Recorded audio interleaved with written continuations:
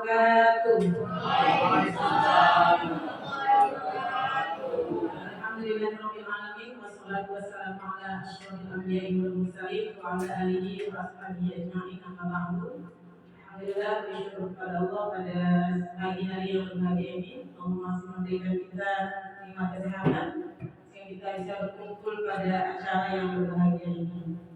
Salawat dan salam kita dihantar kepada Rasulullah SAW yang telah membawa kita dari dalam kegelapan sampai hari ini kita merasakan nikmat yang merdeka. Yang kami hormati kepala sekolah yang mewakili yaitu Bapak Eliza Rahmadi Nasution. Terima kasih Pak telah hadir pada pagi hari ini. Berikutnya yang kami hormati Bapak dan Ibu para hadirin sekalian, kami ucapkan terima kasih banyak yang telah meluangkan waktunya untuk bisa datang pada pagi hari ini. Baik Bapak dan Ibu, kita lanjutkan acara berikutnya yaitu doa yang akan dipimpin oleh Bapak Sambas. Kepada Bapak Sambas kami persilahkan dengan segala hormat.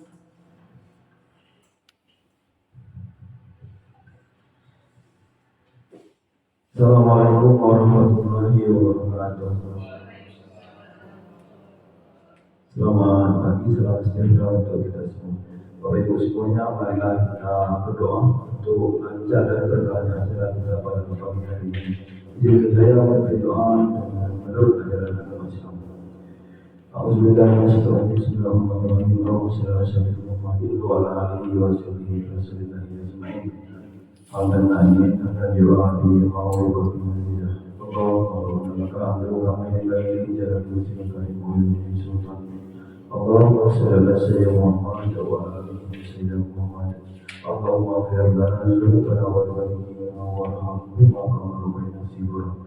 Allahumma inna nas'aluka al-huda fid-din wa ziyadatan fil ilmi wa tawfiq rizqi wa tawbatan qabla al-maut wa rahmatan inda al-maut wa maghfiratan qabla al-maut. Allahumma inna nas'aluka al-maut wal jannata wal jannata.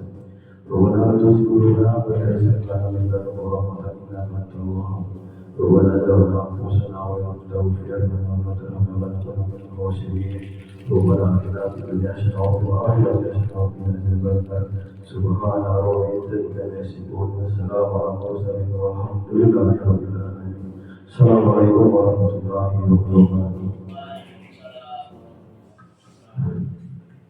Terima kasih kami ucapkan kepada Bapak Sambas yang telah membawakan doa pada acara destinasi pagi hari ini. Para hadirin sekalian, izinkan saya membacakan ayat penting acara yaitu kata sambutan oleh saya, berikutnya beri doa oleh Bapak Sambas, berikutnya adalah menyanyikan lagu Indonesia Raya, selanjutnya kata sambutan mewakili kepala sekolah yang akan disampaikan oleh Bapak Eliza Rahmadi. Selanjutnya nanti ada speaking yang akan dibawa oleh Bapak Juanda, dan berikutnya nanti ada pemaparan yaitu acara intinya yaitu acara destinasi Ibu Anggi Diri Prabawa yang akan disampaikan Ibu Anggi sendiri. Dan selanjutnya kita langsung saja ke acara berikutnya yaitu nyanyikan lagu Indonesia Raya. Pada para hadirin kami minta untuk berdiri.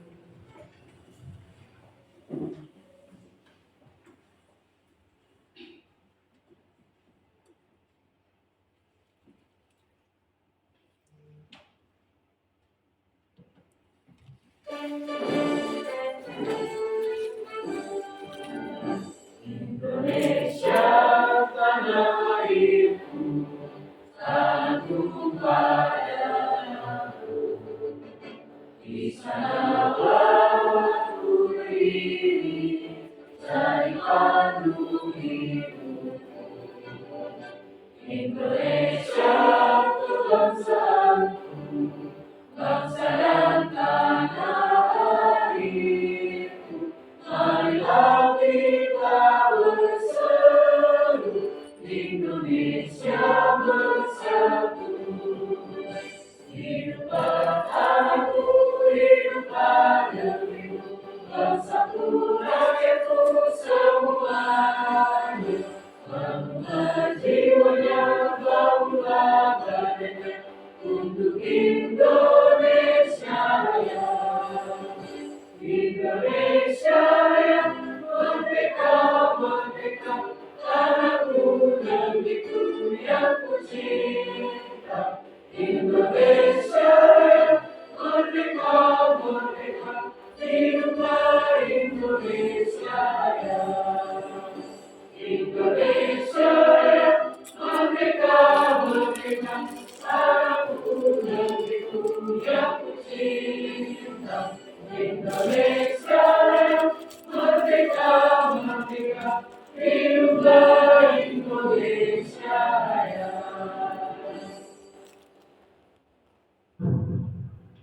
Kepada para hadirin dipersilakan untuk kembali. Berikutnya yaitu acara berikutnya adalah kata sambutan yang mewakili kepala sekolah yaitu Bapak Fendi Rahmadi. Kepada Bapak dipersilakan dengan segala hormat. Assalamualaikum warahmatullahi wabarakatuh. Alhamdulillah, alhamdulillahirabbil alamin, wassalatu wassalamu ala asyrofil anbiya'i wal mursalin wa ala alihi wa sahbihi ajma'in. Rabbi shrah li sadri wa yassir li amri wahlul 'uqdatam min lisani yafqahu qawli. Yang saya hormati Ibu narasumber, yang saya hormati Ibu moderator, rekan-rekan peserta destinasi yang hadir pada kegiatan di ruangan yang berbahagia ini.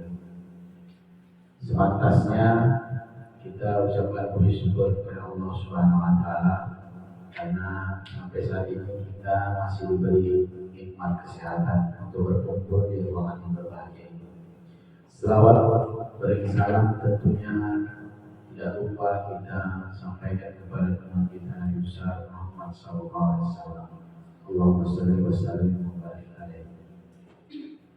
Dalam kegiatan diseminasi yang dilaksanakan hari ini, tentunya kita sebagai guru sudah banyak sekali mengikuti kegiatan-kegiatan pelatihan. Menurut riset dan survei, kegiatan pelatihan itu tidak cukup untuk meningkatkan kualitas pembelajaran di kelas. Tentunya perlu yang namanya komunitas belajar. Pemerintah melalui kementerian telah memberi ruang bagi kita guru-guru hebat untuk mengulang dan berbagi ilmu, ya, berbagi praktek baik kepada rekan-rekan kita melalui komunitas belajar. Dan tentunya ini adalah budaya positif.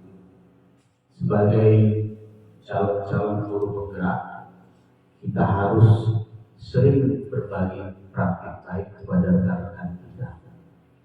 Tentunya berbagi praktek baik ini dengan saling berdiskusi, ya, berbincang-bincang di dalam komunitas belajar.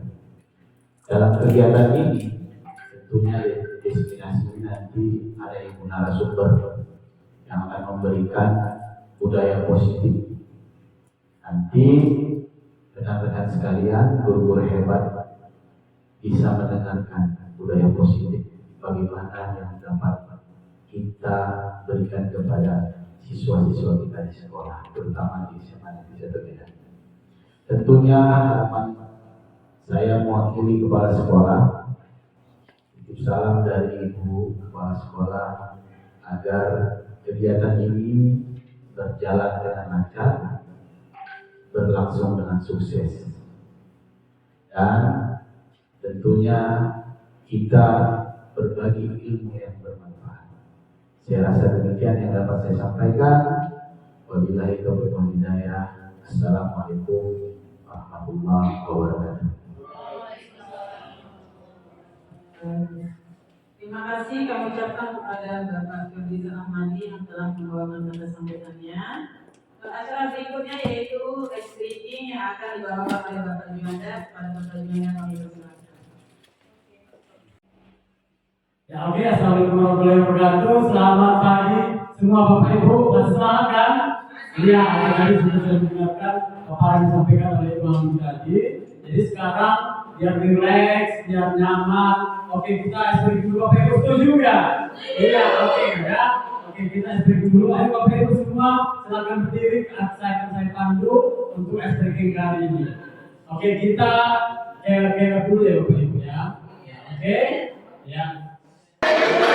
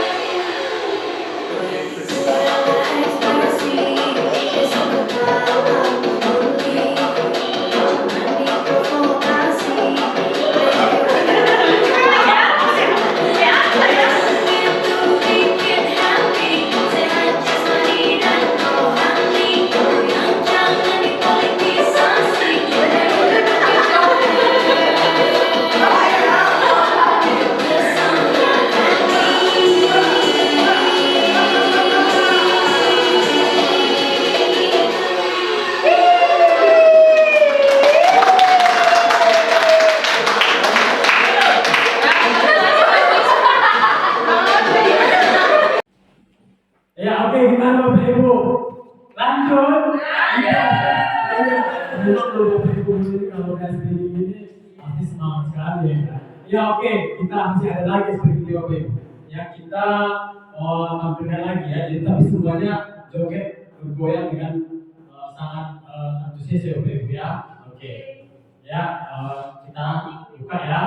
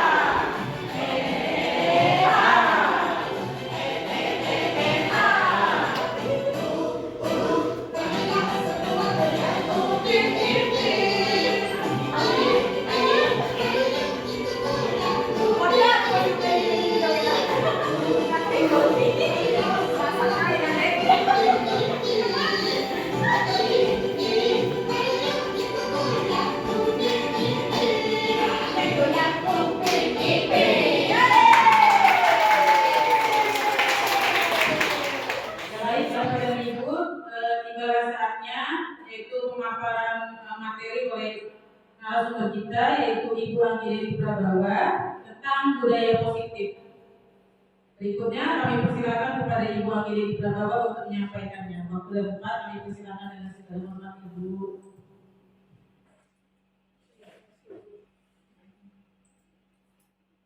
Baik, terima kasih Bu Moderator. Assalamualaikum warahmatullahi wabarakatuh. Bapak Ibu sekalian, sebelumnya saya ucapkan terima kasih atas kehadirannya menyempatkan untuk mendengarkan pemenuhan aksi nyata menurut tempat saya. Di sini saya akan melakukan inseminasi tentang budaya positif. Baik, langsung saja dan latar belakang pelaksanaan dari inseminasi ini adalah seminar ini dilakukan sebagai bentuk sosialisasi dan upaya awal dalam pengembangan budaya positif di sekolah. Tujuan membangun budaya positif di sekolah adalah menumbuhkan karakter peserta didik. Karakter peserta yang ingin dibangun dijabarkan menjadi profil pelajar Pancasila, yakni beriman, bertakwa kepada Tuhan Yang Maha Esa, beramal mulia, kreatif, gotong royong, berkebinekaan global, dan bernalar kritis dan mandiri. Untuk membangun budaya positif di sekolah, guru penggerak harus mampu bekerja sama dengan kepala sekolah, pengasuh sejawat, dan warga sekolah lainnya sehingga diperoleh pemahaman dan komitmen bersama dalam pelaksanaannya. Dengan kolaborasi yang efektif akan diperoleh pemahaman yang sama tentang model pengembangan budaya positif di sekolah sehingga pendidikan karakter bisa optimal dilaksanakan. Dalam rangka membangun lingkungan budaya positif dan budaya di SMA Negeri 1 Medan, saya sebagai guru bergerak berinisiatif untuk mengadakan seminar dengan tema pengembangan budaya positif di sekolah yang dilaksanakan pada tanggal hari ini. Maaf ada kesalahan tanggal di situ yaitu 22 Oktober 2023 yang diikuti oleh sejawat dan warga sekolah lainnya. Baik, untuk tujuannya yaitu yang pertama mensosialisasikan bentuk pengembangan budaya positif di sekolah. Kemudian sebagai upaya membangun kolaborasi antar warga sekolah dalam pengembangan budaya positif di sekolah. Kemudian tujuan yang lain yaitu rekan sejawat terdorong untuk mulai menerapkan model pengembangan budaya positif di sekolah dengan adanya saya share seminar tentang budaya positif ini. Next, Ibu. Dan budaya positif itu sebenarnya apa? Budaya positif merupakan nilai-nilai keyakinan dan kebiasaan-kebiasaan di sekolah yang berpihak pada murid agar murid dapat berkembang menjadi pribadi yang kritis, menghormat dan bertanggung jawab. Budaya positif merupakan perwujudan dari nilai-nilai atau keyakinan universal yang diterapkan di sekolah. Budaya positif diawali dengan perubahan paradigma tentang teori kontrol. Selama ini barangkali kita sebagai guru merasa berkewajiban mengontrol perilaku siswa agar memiliki perilaku sesuai yang guru harapkan.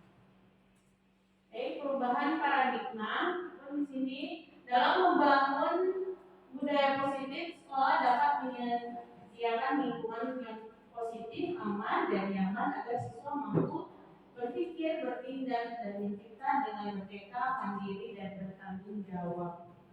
Menurut Dr. William Glasser dalam kontrol teori terdapat beberapa miskonsepsi tentang kontrol, yaitu pertama, ilusi bahwa guru mengontrol siswa. Kemudian adanya ilusi bahwa semua penguatan positif efektif dan bermanfaat. Kemudian ilusi bahwa kritik dan membuat orang merasa bersalah dapat menguatkan karakter. Kemudian ilusi bahwa orang dewasa memiliki hak untuk memaksa. Ada stimulus respon lawan dan teori kontrol pandangan tentang dunia. Pada stimulus respon, realitas kebutuhan kita sama. Sedangkan pada teori kontrol, realitas kebutuhan kita berbeda. Pada stimulus respon, semua orang melihat hal yang sama.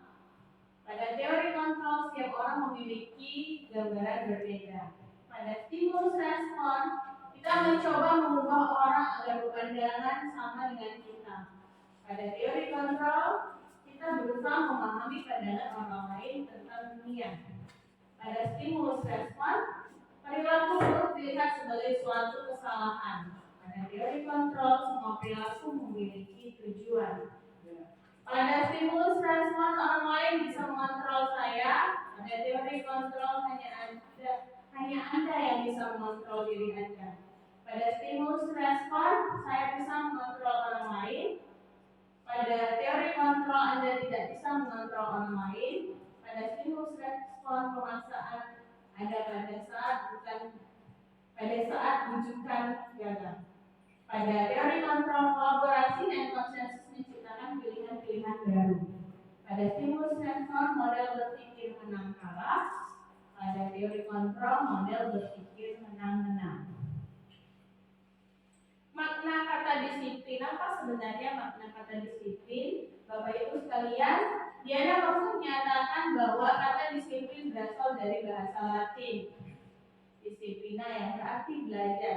Kata disiplin juga berasal dari akar kata yang sama, yaitu disiplin atau murid ataupun pengikut. Diana juga menyatakan bahwa disiplin juga berkonotasi dengan disiplin diri siswa. Ada 3 motivasi perilaku manusia. Yang pertama, untuk menghindari ketidaknyamanan atau hukuman. Jadi manusia itu melakukan sesuatu untuk menghindari ketidaknyamanan ataupun menghindari hukuman. Kemudian untuk mendapatkan imbalan. Jadi manusia melakukan sesuatu karena ada yang mau dia capai ataupun imbalan. Kemudian untuk menjadi orang yang mereka inginkan dan menghargai diri sendiri dengan nilai-nilai yang mereka percaya. Tujuan disiplin positif motivasi kepada semua siswa kita agar mereka menjadi orang yang mereka inginkan dan menghargai diri sendiri dengan nilai-nilai yang mereka percaya. Keyakinan kelas, pembentukan keyakinan kelas yang pertama, keyakinan kelas bersifat lebih abstrak daripada peraturan yang lebih rinci yang nyata. Keyakinan kelas berupa pernyataan-pernyataan universal. Pernyataan keyakinan kelas selalu dibuat dalam bentuk positif. Keyakinan kelas harusnya dibuat tidak terlalu banyak sehingga mudah diingat dan dipahami oleh semua anggota kelas. Kemudian, keyakinan kelas hendaknya selalu sesuatu yang dapat diterapkan di lingkungan itu. Kemudian, semua anggota kelas hendaknya ikut berkontribusi dalam pembuatan keyakinan kelas. Jadi tidak hanya 1-2 orang saja atau hanya guru dengan murid-murid tertentu saja. Kemudian, semua anggota kelas bersedia meninjau kembali keyakinan kelas dari waktu ke waktu. Nah, kalau nanti ada yang tidak cocok dengan keyakinan tersebut, maka mungkin bisa diulang kembali pembuatan keyakinan kelas tersebut. Langkah-langkah pembuatan keyakinan kelas ada beberapa di sini Bapak Ibu yang dapat saya paparkan. Yang pertama, memberikan kesempatan kepada semua siswa untuk berpendapat. Kemudian mencatat semua masukan siswa di papan tulis sehingga semua siswa bisa melihatnya. Kemudian yang ketiga, menyusun keyakinan kelas sesuai prosedur pembuatan keyakinan kelas. Kemudian meninjau kembali daftar pendapat yang telah dicatat. Kemudian selanjutnya meninjau ulang keyakinan kelas secara bersama-sama. Selanjutnya semua anggota kelas dapat meninjau ulang dan menyetujui dengan menandatangani guru dan siswa. Jadi keyakinan kelas itu biar lebih sah Bapak Ibu harus ditandatangani oleh seluruh siswa.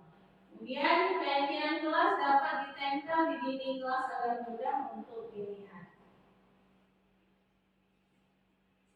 Berikut kita dapat melihat sama-sama contoh keyakinan kelas atau keyakinan kelas. Setiap anggota kelas perlu belajar, juga setiap anggota kelas perlu senang, setiap anggota kelas perlu merasa aman dan lain sebagainya. Ada contoh keyakinan kelas pada kelas 5 selalu bersikap positif, senantiasa membantu, berkomitmen terhadap setiap tugas dan lain sebagainya. Ada keyakinan kelas yang lain yang bisa Bapak Ibu lihat di bawah. Kami meyakini bahwa sangat penting untuk menghormati semua orang dan barang dari orang lain. Kemudian kami meyakini bahwa sangat penting untuk mengerjakan segala pekerjaan atau mengikuti kegiatan yang telah ditugaskan. Kemudian ada juga keyakinan yang lain, yaitu kami meyakini bahwa sangat penting untuk merasa diterima pada satu kelompok dan saling peduli satu sama lain.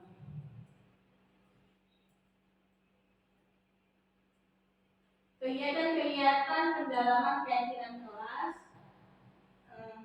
ada di dalam kelas bisa kita buat seperti ini dengan siswa ya Bapak Ibu. Kegiatan tampak seperti dan tidak tampak seperti boleh dilihat di contoh saja. Bagaimana terlihat, bagaimana terdengar, bagaimana berperilaku ya. Kemudian kegiatan mempelajari tanggung jawab setiap warga kelas, guru tugasnya apa, murid tugasnya apa. Kemudian bisa kita buat dengan anak-anak dan kita simpulkan bersama anak-anak pula. Nah berikut saya sudah mempraktekkan di keyakinan kelas di dalam kelas saya. Kita bisa lihat bersama-sama.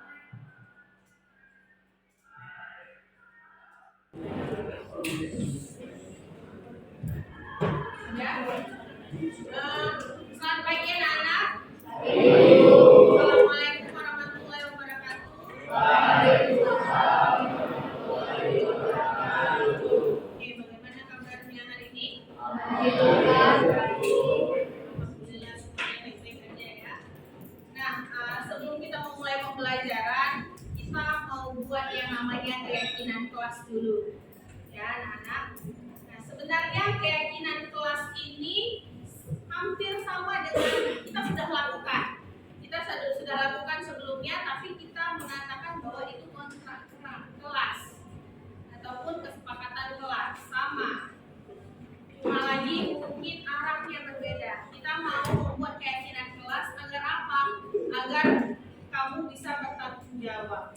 Kamu bisa menyepakati dan menanggung-jawabi apa yang ingin kamu lakukan di kelas ini.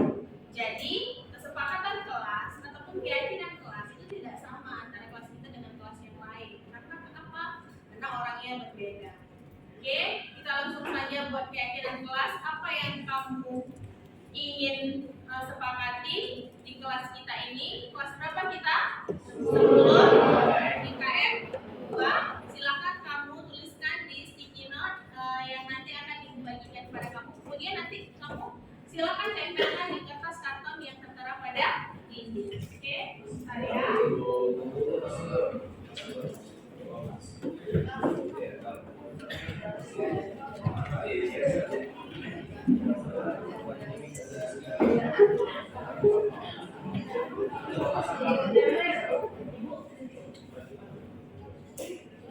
Yang kembali.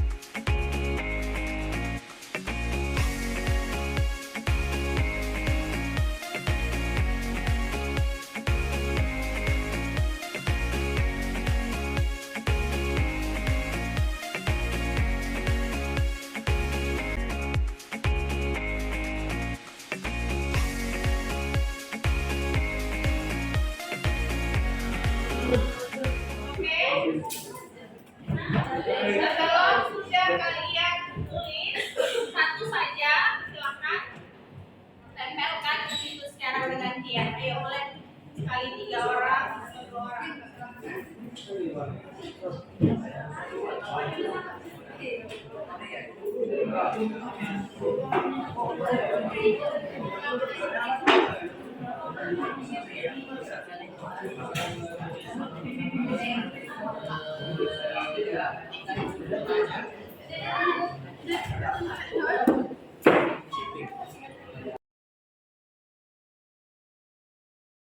Ya, ini semuanya kesepakatan yang ingin kalian dapatkan atau kalian sepakati di kelas ini. Mari kita lihat sama-sama ya.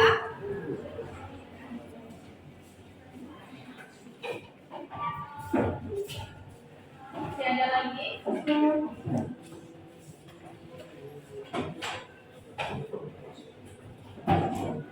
Mari kita lihat sama-sama.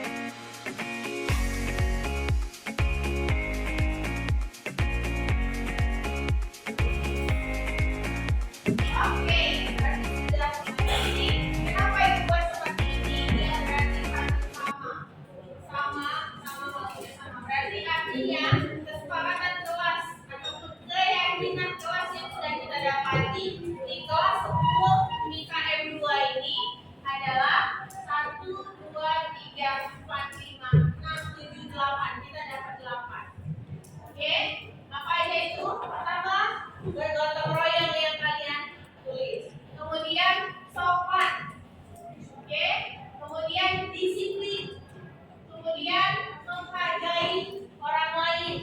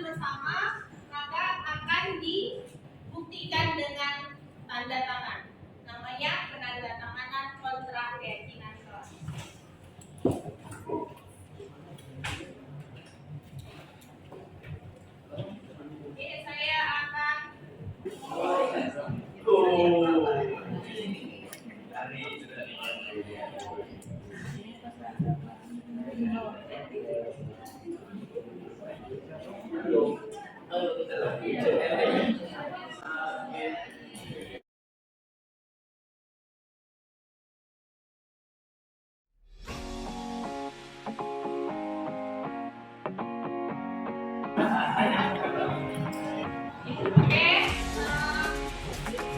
terima kasih ya sudah ditandatangani. Kalian sudah menandatangani kontrak keyakinan kelas. Jadi itulah keyakinan kelas 10 IKM 2. Tahun ajaran berapa ini? 2023. Nah, jadi karena sudah kita sepakati, maka kita tanggung jawabi keyakinan kelas. Diharapkan kita semua bertanggung jawab atas apa yang sudah kita tetapkan. Oke, terima kasih. Assalamualaikum warahmatullahi wabarakatuh. Waalaikumsalam warahmatullahi wabarakatuh. Baik Bapak Ibu, inilah itu tadi keyakinan kelas yang sudah sama-sama kita saksikan, yang sudah praktekkan di dalam kelas. Akhirnya kami mendapatkan 8 keyakinan kelas yang ada disiplin, tidak datang tepat waktu dan sebagainya. Jadi itu sudah kami tempelkan di dalam kelas kami, yaitu 10 IKM 2 ya Bapak Ibu.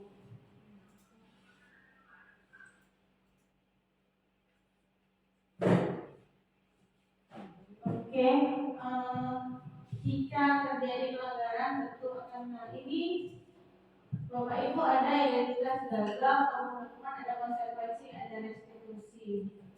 Nah, pada identitas gagal sesuatu yang menyangkutkan harus terjadi. Pada identitas berhasil dia sesuatu harus terjadi, restitusi merupakan pilihan dan banyak lagi ya Bapak Ibu. Dihukum oleh penghargaan, Bapak Ibu kita tahu ya kan selama ini mungkin penghargaan itu adalah sesuatu yang baik. Tujuannya adalah meningkatkan motivasi seseorang yang kita beri penghargaan tersebut untuk melakukan sesuatu hal yang baik. Namun ternyata belum tentu itu hasil yang baik. Kenapa? Karena ketika kita memberikan penghargaan kepada orang yang satu, orang yang di sebelahnya atau orang yang lainnya lagi yang berdekatan dengannya mungkin merasa terpojokkan ataupun merasa terkucilkan. Ternyata tidak selamanya bahwa penghargaan itu tepat. Maka ada kata didukung oleh penghargaan.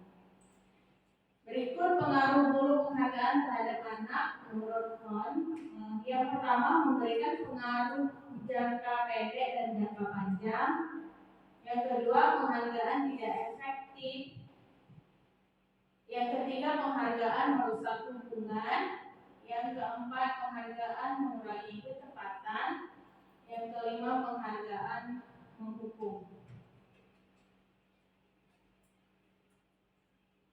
Berapa kebutuhan dasar manusia? Yaitu kebutuhan dasar untuk bertahan hidup. Nah, kebutuhan dasar untuk bertahan hidup ini bersifat fisiologis untuk bertahan hidup dan psikologis akan perasaan aman. Nah, yang kedua kebutuhan cinta dan kasih sayang. Kebutuhan cinta dan kasih sayang ini dalam kebutuhan fisiologis meliputi hubungan koneksi sosial.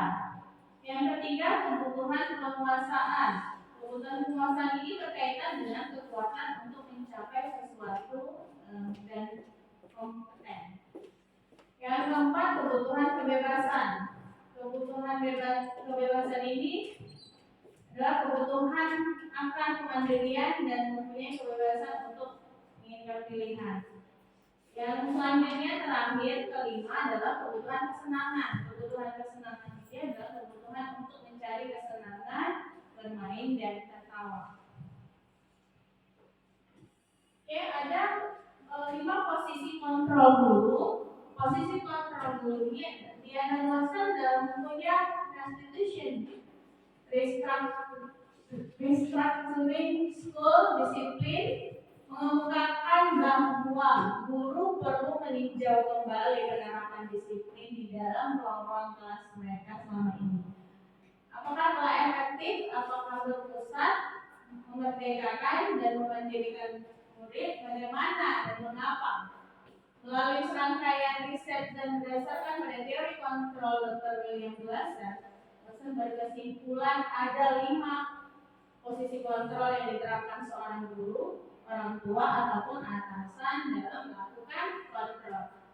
posisi itu adalah penghukum, kemudian pembuat terasa bersalah, kemudian teman, kemudian pemantau, kemudian manajer. Oke, ini dia yang saya sebutkan tadi. Penghukum itu ketika seseorang itu, jadi pada saat guru menjadi seorang penghukum, posisi kontrolnya adalah penghukum. Dia ditunjukkan pada saat ada murid yang salah, maka dia langsung menghukum siswa. Kemudian membuat orang merasa bersalah, mungkin ini tidak menghukum, tapi guru tersebut itu melakukan sesuatu yang membuat seseorang ataupun muridnya bisa merasa bersalah. Entah itu dengan perlakuan bahasa tubuh, body language, ataupun dengan kata-katanya yang berupa sindiran dan sebagainya.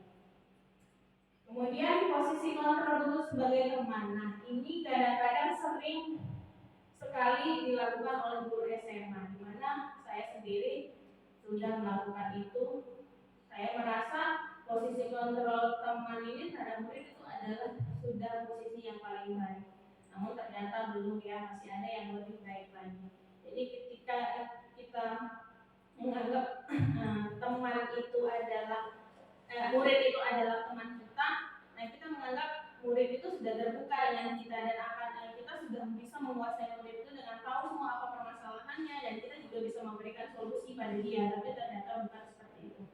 Kemudian ada monitor ataupun pemantau. Nah, di mana pemantau ini biasanya guru itu berlaku sesuai dengan aturan saja, yang sudah kamu melakukan ini silakan nikmati ataupun terima konsekuensi yang telah ada. Nah, kemudian ada posisi yang terakhir. Posisi yang terakhir ini adalah posisi manajer. Nah, diyakini ternyata posisi manajer ini adalah posisi yang terbaik, di mana guru itu sebagai manajer, ketika ada persoalan siswa, maka siswa tersebut bisa, guru tersebut hanya mengarahkan dan siswa tersebut bisa menyelesaikan persoalannya sendiri. Seperti itu, dan siswa juga tidak merasa dipojokkan dan bisa menyelesaikan persoalannya dengan baik bersama temannya. Seperti itu. Jadi posisi di antara kelima ini, posisi yang terbaik adalah posisi manajer. Posisi kontrol institusi. Nah, ini ada beberapa. Saya tidak peduli, murid berkata saya tidak peduli. Kemudian saya berpikir bapak saya akan dapat bintang kalau melakukan. Nah, dampak pada murid, kalau ada kata-kata saya tidak boleh mulai ngomong, maka murid akan memulai kesalahan berulang kali, perilaku menjadi agresif. Nah, kaitannya dengan dunia berkualitas, murid meletakkan guru di luar. Nah, kalau pada posisi yang kedua tadi, setelah posisi pembuat rasa bersalah, nah itu adalah kata-katanya biasanya maafkan saya. Nah, dampak pada murid itu adalah rendah diri, merasa gagal dan tidak berharga. Kemudian kaitan dengan dunia, murid meletakkan guru berada di dalam. Kemudian pada posisi teman, murid itu biasanya berkata, saya pikir bapak ibu teman saya. Nah, dampak pada murid tergantung tidak mandiri dan tidak memutuskan. Nah, kaitannya dengan dunia berkualitas, maka murid meletakkan guru sebagai orang penting. Nah, kalau pada posisi pemantau, biasanya yang dikatakan adalah saya akan dapat berapa bintang kalau melakukan hal tersebut. Jika sudah melakukan hal tersebut, saya akan mendapatkan apa? Nah, jadi dampak pada murid menitikberatkan pada dampak pada diri sendiri, mendapatkan hadiah atau mendapatkan hukuman. Kaitan dengan dunia berkualitas, murid meletakkan guru peraturan. Nah, kemudian yang terakhir adalah pada posisi manajer, murid berkata bagaimana cara saya bisa memperbaiki keadaan ini. Saya akan memperbaiki masalah ini dengan, seperti itu. Dampak pada kepada murid mengevaluasi diri bagaimana menjadi diri lebih baik. Kemudian kaitan dengan dunia berkualitas yaitu murid meletakkan dirinya sebagai individu yang positif di dalam dunia. Ciri-ciri restitusi, kita sampai kepada ciri-ciri restitusi. Yang pertama adalah restitusi bukan menebus kesalahan, tetapi untuk belajar dari kesalahan. Kemudian restitusi memperbaiki hubungan. Restitusi adalah tawaran, bukan paksaan. Restitusi menuntun untuk melihat ke dalam diri. Kemudian selanjutnya restitusi mencari kebutuhan dasar yang berdasari tindakan. Selanjutnya restitusi diri adalah cara terbaik. Kemudian restitusi fokus pada karakter, bukan tindakan. Kemudian restitusi itu menguatkan. Kemudian restitusi mengembalikan siswa yang berbuat salah pada kelompoknya. Segitiga ada di sini, Bapak Ibu lihat bahwa gambar segitiga restitusi. Jadi ada segitiga restitusi. Yang pertama itu menstabilkan identitas. Pada menstabilkan identitas, setiap orang pasti pernah melakukan kesalahan. Kata-kata yang bisa dimasukkan atau bisa didapat di sini adalah setiap orang pasti pernah melakukan kesalahan. Kamu bukan satu-satunya yang pernah melakukan ini. Nah, kemudian ada validasi tindakan yang salah. Kata yang bisa kita kaitkan ke dalam hal tersebut adalah kamu tentu punya alasan mengapa melakukan itu. Kemudian adakah cara yang lebih efektif untuk mendapatkan apa yang kamu butuhkan? Nah, yang ketiga ada menanyakan keyakinan. Pada poin ini kata yang bisa kita kematkan adalah keyakinan kelas apa yang telah kita sepakati. Kemudian kamu ingin menjadi orang seperti apa. Pada segitiga restitusi itu dibagi menjadi 3. Tadi sudah kita sebutkan bahwa menstabilkan identitas, validasi tindakan yang salah, dan sisi menanyakan keyakinan. Jadi ada beberapa contoh dari kata-kata yang bisa kita masukkan ke sini, yaitu contoh kalimat yang dapat digunakan kepada anak yaitu berbuat salah tidak apa-apa, tidak ada manusia yang sempurna, kita bisa menyelesaikannya. Bapak tidak tertarik untuk mencari siapa yang salah, tapi Bapak ingin mencari solusi dari permasalahan ini. Jika fokus pada kesalahan, maka akan sulit untuk melakukan restitusi. Kemudian pada sisi validasi tindakan yang salah, contohnya sebagai berikut. Padahal kamu bisa melakukan yang lebih buruk dari ini ya, kamu pasti punya alasan mengapa melakukan hal tersebut. Kemudian kamu boleh mempertahankan sikap itu, tapi kamu harus menambah sikap baru. Kemudian pada sisi menanyakan keyakinan, contoh perkataan yang bisa digunakan adalah apa yang kita percaya sebagai kelas atau keluarga. Kemudian apa nilai-nilai umum yang kita telah sepakati. Kemudian kamu mau jadi orang seperti apa. Baik Bapak Ibu, terakhir saya ingin menunjukkan kepada Bapak Ibu bahwa contoh praktek aksi nyata saya ketika saya melakukan restitusi kepada siswa.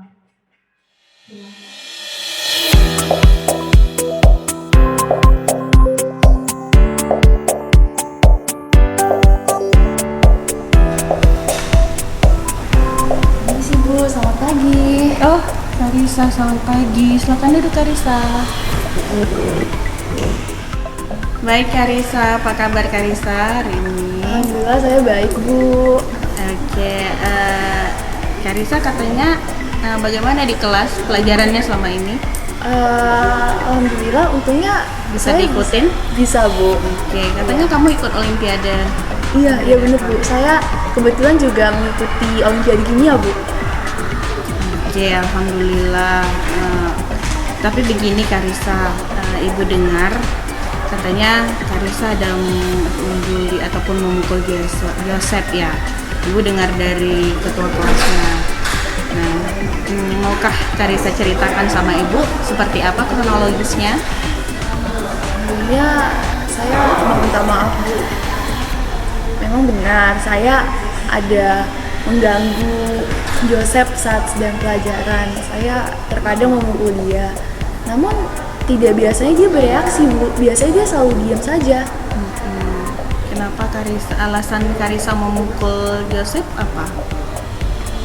Sebenarnya Bu, saya ingin sekali untuk berteman dengan Joseph. Tapi dia tidak pernah mau berbicara dengan saya Bu. Dia selalu diam saja di kelas. Jadi saya bingung bagaimana cara saya untuk berteman dengan dia. Oh baik Karisa, sebenarnya begini ya Karisa, bercanda itu biasa dan bercanda itu sebenarnya boleh saja. Namun ibu juga sama teman ibu juga bercanda, cuma bercandanya itu jangan sampai kita menyakitin hati orang lain, itu maksud ibu ya. Jadi seandainya Karisa ada di posisi Joseph, bagaimana perasaan Karisa? Mau tidak diperlakukan seperti Joseph? Mungkin saya akan merasa terpojok Bu.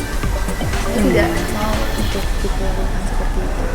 Oke, jadi Karisa udah tahu nggak kesalahan apa yang Karisa perbuat? Sudah Bu, dan saya mengakui bahwa saya salah. Oke, baik. Nah, dari kesalahan yang Karisa perbuat itu kira-kira berdasarkan keyakinan yang sudah kita lakukan di kelas, keyakinan kelas apa yang Karisa langgar? Sepertinya banyak ya yang sudah saya langgar, karena saya yakin itu sangat mengganggu Joseph. Mungkin saya sudah melanggar keyakinan sopan santun, keyakinan untuk menghargai sesama, dan mungkin masih banyak lagi. Baik ya Karisa, penting nggak keyakinan kelas menurut Karisa? Menurut saya keyakinan kelas itu sangatlah penting Bu. Oke. Baik Karisa, perbuatan apa yang mau Karisa lakukan kira-kira untuk menebus kesalahan Karisa? Kan saya menyadari bahwa Joseph ini orangnya sulit untuk belajar ataupun sulit untuk memahami materi. Jadi gimana kalau ibu membuat tempat duduk saya di sebelah tempat duduknya Joseph? Jadi mungkin saya bisa mengajari beberapa materi, seperti mungkin spesialis saya ada di IPA, jadi mungkin dia bisa lebih mengerti Bu. Oh sangat baik sekali nak, boleh. Nanti akan ibu atur ya tempat duduk kamu di samping Joseph. Jadi dengan begitu kan kamu merasa bisa membalas segala apa yang kamu buat. Jadi kamu agak lega ya. Oke, sekarang kamu sudah dapat solusi atas permasalahan kamu ya Karisa ya. Oke, boleh silakan Karisa kembali ke kelas Karisa ya. Terima kasih ya Bu, sekali lagi saya mohon maaf atas perlakuan saya. Terima kasih Bu.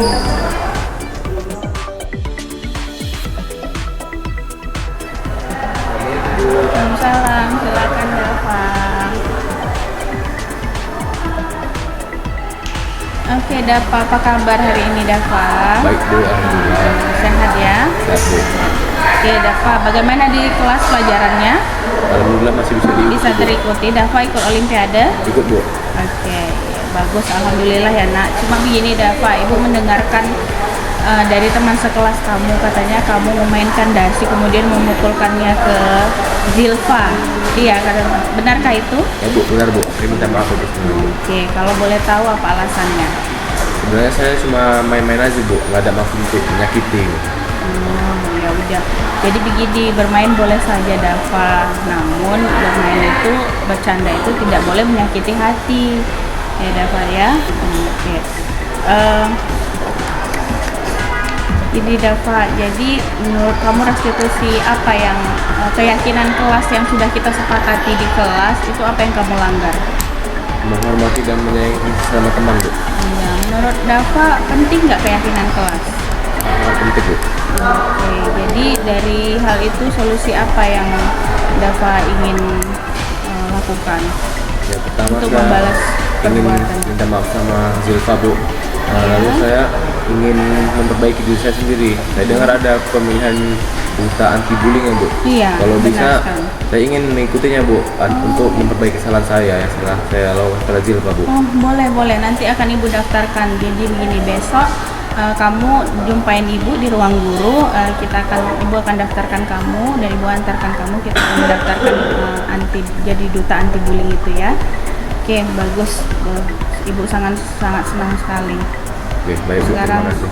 jangan buat lagi seperti itu. Boleh kembali ke kelas ya, Bapak ya. Oke, baik Bu. Terima kasih.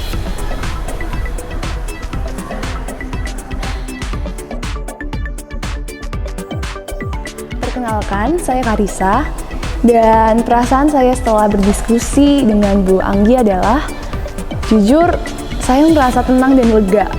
Karena Bu Anggi bukannya memojokkan saya atas kesalahan yang telah saya buat, namun Bu Anggi malah membantu saya untuk mencari solusi dari permasalahan saya. Dan saya merasa sangat bahagia karena saya bisa menemukan guru seperti Bu Anggi. Dan sekarang karena saya telah menyadari kesalahan saya dan Bu Anggi telah membantu saya untuk mencari solusinya, saya merasa sangat berterima kasih atas perlakuan Bu Anggi kepada saya. Sekian, terima kasih. Assalamualaikum warahmatullahi wabarakatuh. Nama saya Dava. Perasaan saya setelah dilakukan restitusi oleh Bu Anggi yaitu saya merasa nyaman dan tidak merasa bersalah lagi. Karena ketika Bu Anggi menginterogasi saya tidak dipojokkan dan saya malah mengakui kesalahan diri saya sendiri. Lalu Bu Anggi juga menyuruh saya untuk mencari solusi permasalahan saya sendiri, sehingga solusi dari masalah saya itu benar-benar datang dari diri sendiri dan tidak diberikan solusi apapun dari Bu Anggi, melainkan Ibu Anggi malah memberikan arahan untuk berbuat sesuatu, jadi bukan memberi solusi. Terima kasih Bu Anggi. Baik, selanjutnya kita buka sesi tanya jawab ya Bapak Ibu. Ada kira-kira berapa nih yang bertanya? Oke, ada 3 orang. Silakan dulu Ibu Haryani. Silakan.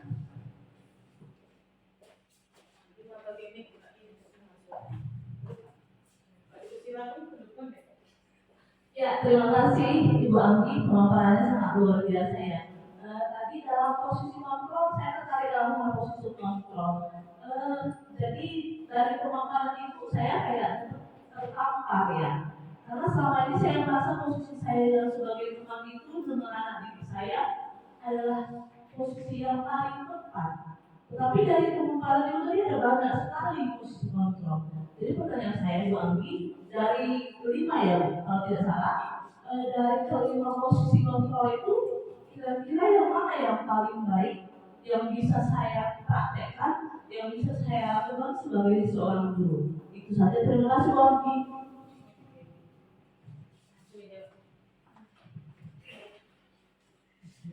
Baik, terima kasih. Langsung saya jawab lagi ya Ibu Maya. Terima kasih pertanyaannya Ibu Haryani. Saya duduk aja boleh ya Ibu Bapak Ibu. Bahwa kelima posisi kontrol tadi sudah saya jelaskan bahwa selama ini mungkin kita sebagai teman, kita pikir udah hebat kali, itu udah paling oke, udah paling iya kali dan paling benar kali. Ternyata ada posisi kontrol yang sangat baik di mana ketika anak melakukan kesalahan, maka dia tidak terpojokkan, itu posisi kontrol mungkin. Nah, posisi kontrol manager. Nah, pada posisi kontrol manager itu ternyata secara tidak langsung guru itu mengarahkan siswa itu untuk menemukan sendiri solusi dari persoalan dia, solusi dari permasalahannya. Seperti itu Ibu Haryani. Terima kasih. Assalamualaikum warahmatullahi wabarakatuh. Baik, bagaimana Ibu Haryani? Oke, terima kasih. Siapa lagi tadi Bapak dan Ibu? Silakan. Ya, ada Bapak Juanda dan Ibu Yerli ya. Ibu Yerli, silakan Ibu. Boleh ke depan saja Ibu.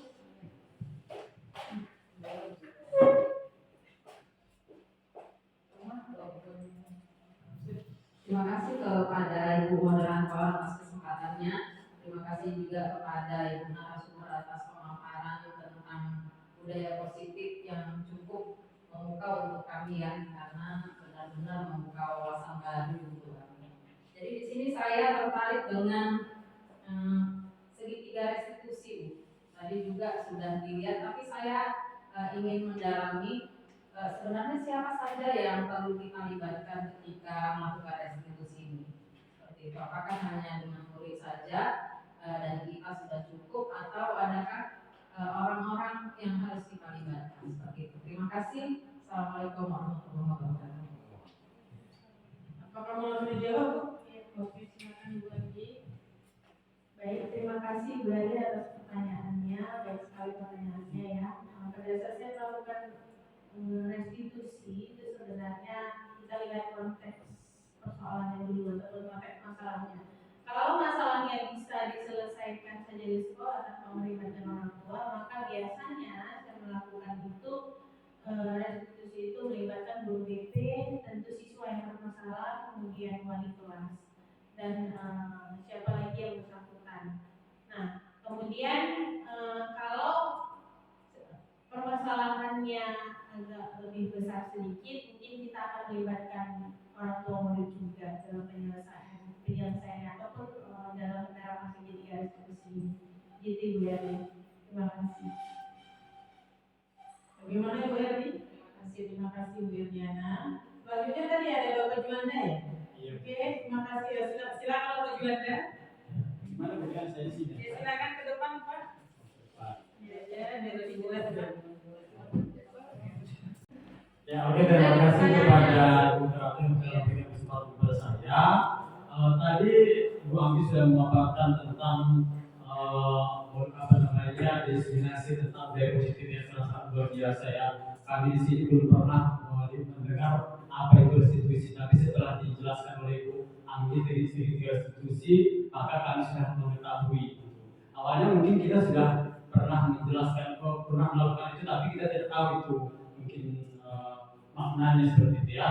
Jadi saya tertarik tadi dengan apa yang dibuat oleh Ibu Anggi, yaitu tentang penanganan kasus dalam segitiga restitusi tadi ya. Jadi di sini itu kan Ibu melakukan segitiga restitusi ya. Gitu.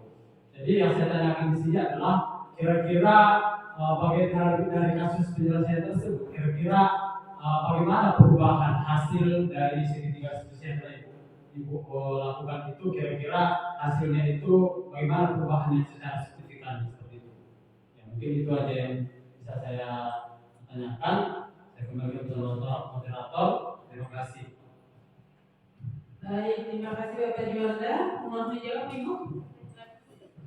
Terima kasih pertanyaannya Bapak Juanda. Ini pertanyaannya masalah praktek saya di lapangan. Nah, saya akan melakukan dua persoalan, yaitu tentang pembulian. Yang satu Arisa yang membuli Joseph, kemudian yang satu lagi Dafa membuli Zilfa. Nah, jadi dari